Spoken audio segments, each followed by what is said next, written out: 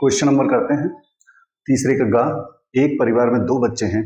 यदि ज्ञात हो कि बच्चों में से कम एक बच्चा लड़का हो तो दोनों बच्चों के लड़का होने की प्रायिकता क्या है? क्या प्रायिकता है? ठीक है, चलिए देखिए करते हैं।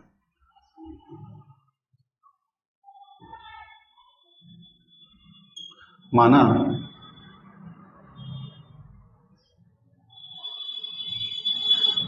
दोनों बच्चों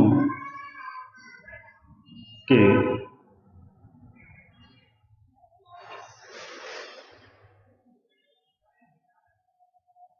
लड़का होने को घटना ए तथा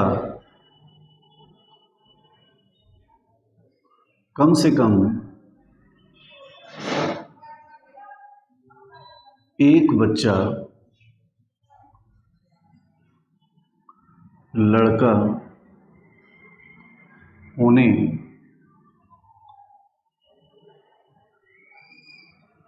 की घटना बी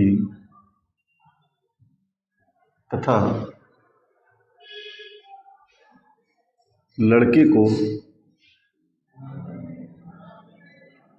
बी से तथा लड़की को जी से दिखाएं, तब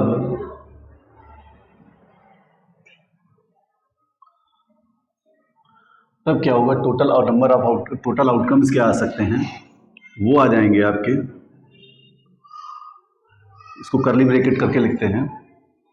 देखिए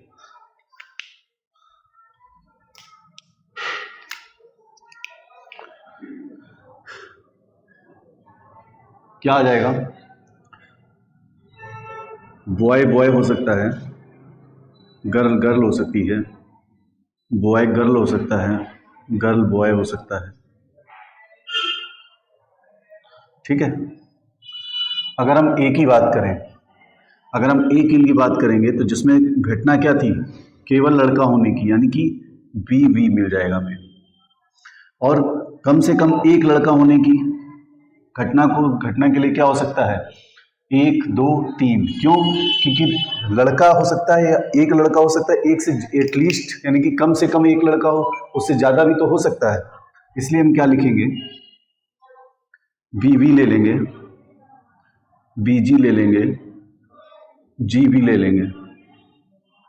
ठीक है, अब क्या करेंगे? यहां पे A इंटरसेक्शन B क्या हो जाएगा?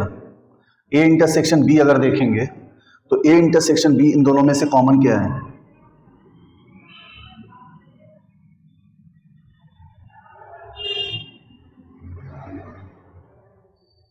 ठीक है, प्रोबेबिलिटी क्या हो सकती है? प्रोबेबिलिटी अगर B की बात करें तो यहाँ पे देख रहे हैं कि ये कितने आउटकम दिखाई दे रहे हैं आपको? 1 2 3। कितने में से? 4 में से। तो हम लिखेंगे फेवरेबल आउटकम। इसका मतलब जो हमारे पसंदीदा, जो हमें चाहिए वो कितने हैं? 3। और कितने में से हैं? 4 में से। तो 3/4 प्रोबेबिलिटी आ जाएगी। ठीक, इसी के बाद अगला क्या है कि अगले बात क्या करेंगे? Probability of A intersection B निकालेंगे। Probability A intersection B, A intersection B की अगर प्रोबेबिलिटी बात करें तो कितनी है? 1। कितने में से? 4 में से। तो प्रोबेबिलिटी कितनी हो गई? 1/4। ठीक, इतना समझ में आया? अब क्या करना है? प्रोबेबिलिटी हमें निकालनी है किसकी?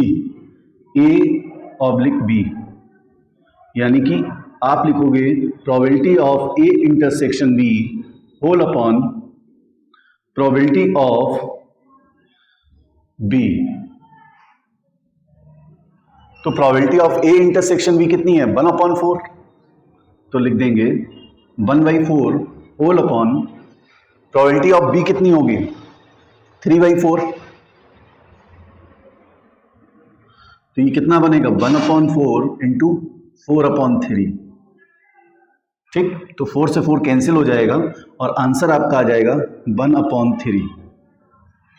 ठीक है, चलिए इसी के साथ करते हैं नया क्वेश्चन, नेक्स्ट क्वेश्चन करते हैं, क्वेश्चन नंबर हाँ। ठीक है, और इसमें अगर आपको कोई दिक्कत आ रही तो यहाँ पे समझ सकते हैं, दोबारा समझा देता हूँ एक बार। देखिए, दो बच्चे हैं तो दोनों बच्चे घटना को ए ले लिया है, कम से कम एक बच्चा उसको घटना बी दे दिया। यहाँ पे जो सैंपल स्पेस यानी कि जो हमारे आउटकम्स हम चाहते हैं वो क्या हो सकते हैं, या मतलब जो आउटकम्स हो सकते हैं, जो पॉसिबिलिटी हो सकती है वो हमने रख दी है कि बॉय बॉय हो सकता है, गर्ल गर्ल हो सकती है, बॉय गर्ल हो सकता है, गर्ल बॉय हो सकती है।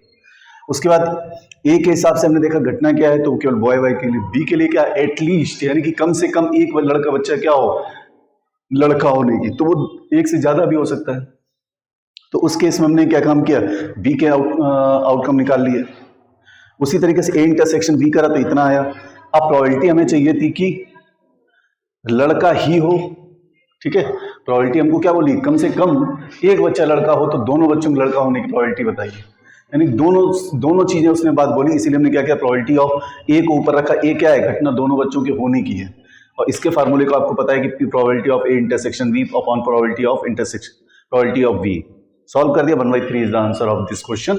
बढ़ते हैं नेक्स्ट क्वेश्चन की तरफ। ठीक, क्वेश्चन नंबर का है, यदि ए वेक्टर एक सदिश, एक मात्रक सदिश और x vector minus a vector dot x vector plus a vector equal to 8, तो मॉड ऑफ एक्स का मान ज्ञात कीजिए।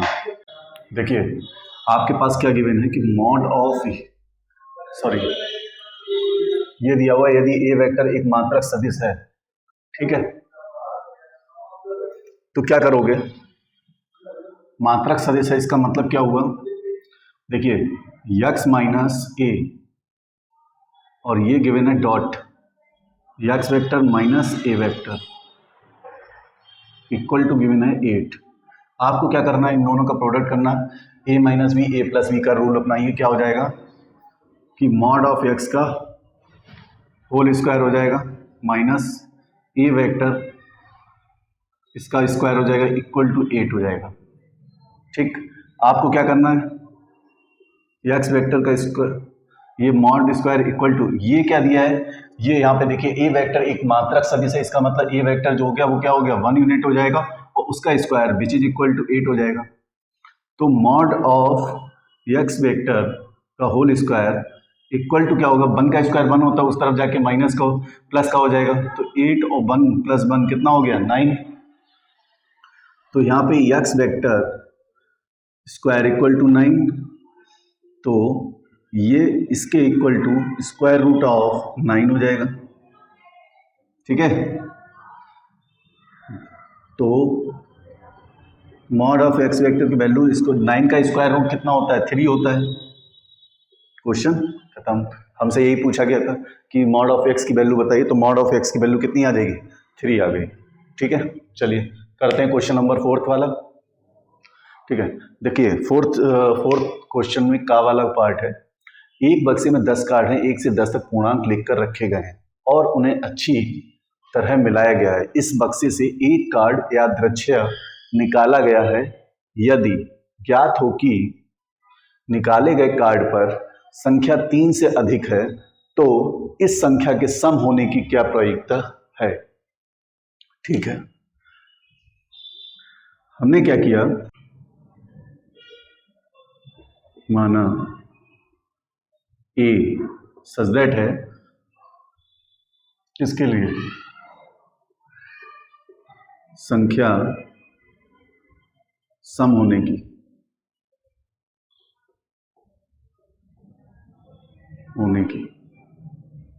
v इस तरीके से है, b जो है संख्या 3 से अधिक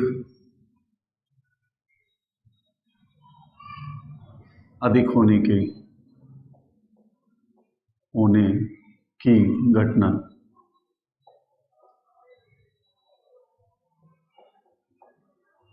ठीक है, हमने मान लिया कि ए जो है संख्या के सम होने की घटना है और बी जो है संख्या 3 से अधिक होने की घटना है। तब क्या होगा, अगर देखिए 10 कार्ड हैं और उन सभी पे क्या 1 से 10 तक के पूर्णांक लिखे, इसका मतलब क्या हुआ, इसका मतलब ये हुआ, आप समझिए कि कार्ड ले लीजिए, कार्ड मतलब कोई भी पेपर ले सकते हैं आप, पेपर ले लीजिए, पेपर पे नाम नंबर लिखे हुए हैं 1 2 3 4 5 6, और इनको क्या किया है, एक पहले ऑर्डर से लगे हैं, कैसे लगे हैं, इनको क्या किया, मिक्सअप कर दिया है, जैसे हम लोग ताश के पत्ते खेलते हैं उसी तरीके से इसको क्या किया हमने, इधर उधर कर दिया है।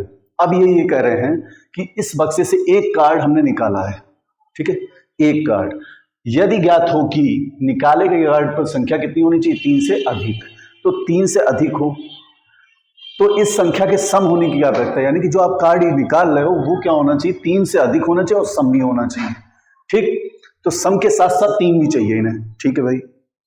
हमने क्या किया, तो हम पहले क्या करेंगे, टोटल कितना हो सकता है, यानी कि हम किस में से निकालेंगे, जिसमें से निकालेंगे उसी को पहले लिख लेते हैं, तो यस इक्वल टू दे दिया हमने, यानी कि आउटकम्स क्या हो सकते हैं, आउटकम्स का मतलब होता है कि कितनी चीजें आ सकती, आने की कितनी चीजें आने की पॉसिबिलिटी क्या हो सकती है, कौन कौन सी चीजें आ सकती हैं, तो देखिए 1 2 3 4 6 7 8 9 एंड 10, ठीक है। ए के लिए अगर हम बात करें तो ए के लिए क्या आएगा, ए के लिए हमने माना है कि संख्या के सम होने की, तो हम क्या लिखेंगे 2 4 6 8 10, ठीक है। और बी किसको माना, संख्या 3 से अधिक होने की घटना, इसका मतलब बी में आप लिखोगे क्या 3 से अधिक, यानी कि 3 से अधिक क्या हो सकता है, 4 है, 5 6 7 8 9 10, ठीक है। अब आपको क्या करना है, ए इंटरसेक्शन, हाँ ठीक है, यहां से हमें पता क्या करना रहेगा कि वो संख्या सम भी हो और 3 से अधिक हो, तो हम करेंगे, हमें पता करना रहेगा प्रोबेबिलिटी ए इंटरसेक्शन बी, ठीक है, वो हमें पता करनी रहेगी, सॉरी ए ऑब्लिक बी, ठीक है। कैसे करेंगे, अब देखिए ए इंटरसेक्शन बी पहले निकाल लेते हैं, ए इंटरसेक्शन बी ये कितना होगा, देखिए इसमें क्या कॉमन आ, 4 6 8 10 कॉमन आ सकता है ए और बी में, इंटरसेक्शन, इंटरसेक्शन का मतलब होता है कॉमन से, दोनों में जो चीज कॉमन आ रही हो, तो वो आ जाएगा 4 6 8 10, ठीक है। अब बात करते हैं आगे, प्रोबेबिलिटी अगर बी की बात करें तो प्रोबेबिलिटी बी की कितनी हो सकती है, प्रोबेबिलिटी ऑफ बी की अगर बात करो तो क्या होगा, टोटल तो देखिए 10 है, तो इनको तो नीचे लिख दो, और बी कितने हैं, तो 1 2 3 4 5 6 7 है, तो 7 को ऊपर लिख दीजिए, तो प्रोबेबिलिटी बी की कितनी आ गई 7/10। अब क्या करना है, प्रोबेबिलिटी अब देखिए ए इंटरसेक्शन बी की कितनी होगी, तो प्रोबेबिलिटी ए इंटरसेक्शन बी कितना होगा, उसके लिए प्रोबेबिलिटी ए इंटरसेक्शन बी के लिए हमें क्या, ए इंटरसेक्शन बी में एलिमेंट कितने हैं 1 2 3 4, तो 4 को लिख दो ऊपर, और कितने में से हैं 10 में से, तो 10 को नीचे लिख देते हैं, ठीक। अब क्या चाहिए, हमें क्या पता करना, हमें प्रोबेबिलिटी पता करनी है कि प्रोबेबिलिटी ये चाहिए कि नंबर जो होना चाहिए वो कैसा होना चाहिए, सम होना चाहिए और 3 से ज्यादा होना चाहिए। क्या लिखेंगे, probability A intersection B whole upon probability of B, कैसे करेंगे, ए इंटरसेक्शन बी का मतलब हो गया 4/10 होल अपॉन 7/10, तो ये बना 4/10 इक्वल टू 10/7, 10 से 10 कैंसिल, ये आ गया 4/7, ठीक है। चलिए 4/7 is the answer of this fourth का क्वेश्चन, ठीक है। चलिए चौथे का खा है, दिखाइए कि दो सदिशों ए वेक्टर बी वेक्टर के लिए सदैव A vector dot B vector is less और equal to mod of A vector dot mod of B vector. Simple, देखिए कैसे देखते हैं, देखिए A dot A vector dot B vector equal to हम क्या लिखते हैं, mod of A vector mod of B vector cos of theta, ठीक। अब क्या करिए, मॉड ले लीजिए दोनों साइड, तो क्या हो जाएगा कि A vector dot B vector mod equal to होगा, मॉड लगाओगे फिर लिखोगे मॉड ऑफ ए वेक्टर और मॉड लगाओगे बी वेक्टर और ये हो जाएगा कॉस ऑफ थीटा, फिर मॉड आ जाएगा। ठीक, यहां क्या लिखोगे, A vector dot B vector equal to, अब देखिए इसमें दोनों में क्या होगा, ये मॉड इन दोनों में तो लगा ही हुआ है ऑलरेडी, तो हम इसको ऐसे लिख लेते हैं, तो ए वेक्टर बी वेक्टर और कॉस थीटा को मॉड के अंदर लिख देते हैं। ठीक, अब क्या करेंगे, यहां से अगर हम इसकी वैल्यू निकालें तो वो आ जाएगी A vector dot B vector mod, इसको नीचे ले आओ तो ये हो जाएगा mod of A vector dot B vector equal to क्या होगा, कॉस ऑफ थीटा का मॉड। ठीक, अब समझिए एक चीज बहुत अच्छे से, हम क्या जानते हैं कि कॉस थीटा जो वैल्यू होती है कॉस थीटा की, वो -1 से लेकर के +1 के बीच में होती है, ये हम जानते हैं। लेकिन जब कॉस थीटा में क्या होगा, मॉड लग जाएगा, उस केस में क्या होगा, ये कॉस थीटा की जो वैल्यू होगी वो 0 से लेकर के ये 1 के बीच में रहेगी। ठीक, तो हमने क्या किया, हम क्या कर सकते हैं, हम लिख सकते हैं इसके प्लेस पे क्या, देखिए हम लिख सकते हैं, इसे इक्वेशन 1 दे दीजिए। ठीक है, कॉस थीटा की वैल्यू जो होगी, ठीक है, वो क्या है, इज ग्रेटर और इक्वल टू 1 है। इसका मतलब क्या समझे, कॉस थीटा को आप क्या लिखेंगे, मॉड ऑफ कॉस थीटा की वैल्यू जो रहेगी ग्रेटर देन 1 रहेगी, सॉरी ग्रेटर देन नहीं, लेस देन रहेगी, लेस और इक्वल टू 1 होगी। ठीक है, तो कॉस थीटा के प्लेस पे हमने क्या किया, यहां लिख दें फ्रॉम इक्वेशन 1, क्या हो जाएगा, ये कॉस थीटा के प्लेस पे यहां से वैल्यू उठाकर ये वैल्यू उठा करके यहां लिख दे रहे हैं, मतलब इसकी जगह पे पुट कर रहे हैं, देयरफॉर कर दो। ठीक है, अब इसको जरा देखिए क्या लिखेंगे, इसको लिखेंगे a vector dot B vector का mod whole upon mod of A vector dot B vector का मॉड, अब ये क्या है, लेस और इक्वल टू 1। ठीक, मल्टीप्लाई कर दीजिए 1/1 करके, क्या हो जाएगा, हमको मिल जाएगा रिजल्ट अपना जो हम चाहते हैं कि A vector dot B vector is less और इक्वल टू, इसमें हो जाएगा तो हो जाएगा A vector dot B vector और इसका मॉड। क्वेश्चन यहाँ पे खत्म हो जाता है। ठीक है, चलिए बढ़ते हैं नेक्स्ट क्वेश्चन की तरफ, क्वेश्चन नंबर गा। चलिए अगला क्वेश्चन है जो 4th का गा, देखिए p का मान ज्ञात कीजिए ताकि रेखाएं 1 - x/3 7y - 14/2p equal to z - 3/2 और 7 - 7x/3p equal to y - 5/1 equal to 6 - z/5 परस्पर लंब हों। तो लंब होने की कंडीशन याद ही होगी आप सभी को, तो देखिए क्या होगा, 1 -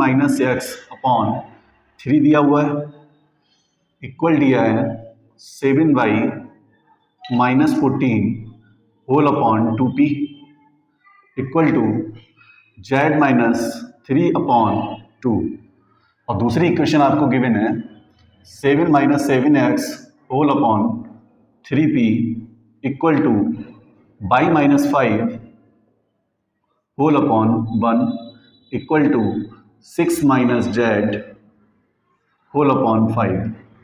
अब बोला गया इन दोनों कंडीशनों में कि ये दोनों जो हैं रेखाएं आपस में एक दूसरे के लंबवत हैं, तो लंबवत होने की कंडीशन क्या होती है, a1 a2 b1 b2 इन तीनों सबका प्लस करके लिख देते हैं इक्वल टू 0। ये क्या होती है, लंबवत की कंडीशन हमने पढ़ी हुई है। यहाँ पे a1 क्या हो जाएगा, a1 की वैल्यू हो जाएगी 3, b1 हो जाएगा 2p एंड c1 हो जाएगा 2। यहाँ से a2 देखिए तो 3p और B2 अगर देखोगे तो 1 और C2 अगर देखोगे तो 5। ठीक,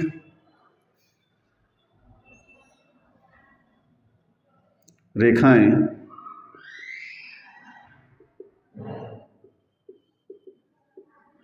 परस्पर लंब हैं, अतः A1 A2 plus B1 B2 plus C1 C2 equal to 0 होगा। A1 की वैल्यू हो जाएगी 3 इंटू A2 की वैल्यू होगी 3P प्लस B1 की वैल्यू होगी 2P, B2 की वैल्यू होगी 1 प्लस C1 की वैल्यू 2, C2 की वैल्यू आएगी 5 इक्वल टू 0। तो 3 3 जा 9P plus 2P plus 10 equal to 0। ठीक है, तो 9 और 2 कितना होता है 11P, और ये वाला 10 उस तरफ जाके माइनस का 10 हो जाएगा, तो P की वैल्यू जो आएगी वो आएगी -10/11। ठीक है, ठीक है, बस कंडीशन हमें ध्यान रखनी है लंब परस्पर लंब होने की, A1 A2 B1 B2 plus C1 C2, और हमें ये पता होना चाहिए ये रेशियोज को डायरेक्शन रेशियोज होते हैं 3 2P 2, बस इनकी कंडीशन को लेकर के याद रखना है, और उसी भी आप ये बहुत सिंपल तरीके से क्वेश्चन को सॉल्व कर लेंगे। चलिए बढ़ते हैं नेक्स्ट क्वेश्चन की तरफ। क्वेश्चन नंबर घ है 4th का, साइन इंटीग्रेशन ऑफ, इसको इंटीग्रेशन बोलते हैं, integration of sine square x minus cos square x upon sine square x dot cos square x dx का मान ज्ञात करना है। चलिए देखिए किस तरीके से करेंगे सॉल्यूशन। देखिए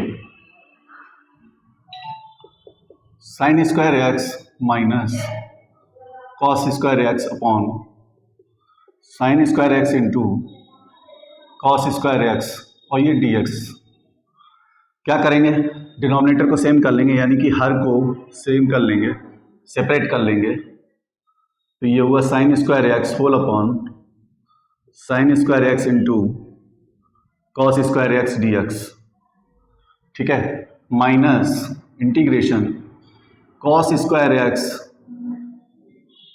whole upon sine square x into cos का स्क्वायर एक्स dx। क्या करेंगे, साइन स्क्वायर एक्स से साइन स्क्वायर एक्स काट देंगे, कॉस स्क्वायर एक्स से कॉस स्क्वायर एक्स काट देंगे, जो बचेगा वो लिख लेते हैं। तो हमारे पास बचा हुआ है 1 upon cos square x dx minus integration of 1 अपॉन साइन स्क्वायर एक्स dx। इसको लिख सकते हैं 1 अपॉन कॉस को हम लिख सकते हैं sec square x dx minus integration 1 अपॉन साइन स्क्वायर एक्स को हम लिख सकते हैं 1 अपॉन साइन होगा कॉसेक स्क्वायर एक्स dx। ठीक है, सेक स्क्वायर एक्स का इंटीग्रेशन आता है 10x, और कॉसिक स्क्वायर एक्स का इंटीग्रेशन होता है माइनस का कॉटिक एक्स, माइनस का कॉट एक्स होता है। ठीक है, और एक कांस्टेंट ऐड हो जाता है, तो इस तरीके से ये मिलेगा आपको 10x plus cot F x plus का c। ठीक है, क्वेश्चन ये सॉल्व हो गया। नेक्स्ट क्वेश्चन करते हैं।